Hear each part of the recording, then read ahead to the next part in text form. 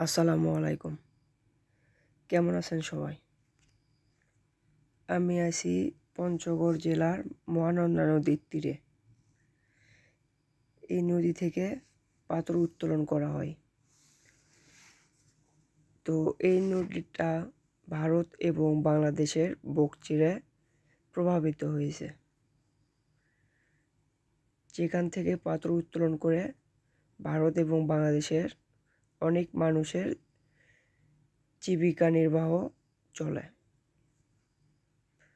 তো এখানে আসলে আপনারা ভারত এবং বাংলাদেশের সৌন্দর্য উপভোগ করতে পারবেন। এই নদীটা অনেক সুন্দর এবং এখান থেকে আপনি অনেক কিছু দেখতে পারবেন। এখানে হাজার হাজার মানুষের পাথর উত্তোলন করে জীবিকা নির্বাহ হয়। আর এই নদীটা একদম ভারত এবং বাংলাদেশের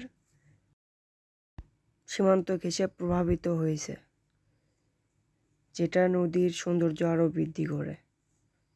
এখান থেকে আপনি বাংলাদেশের এবং ভারতের সৌন্দর্য উপভোগ করতে পারবেন।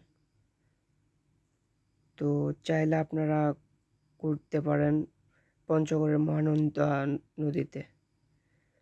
অনেক সুন্দর লাগবে আপনাদের।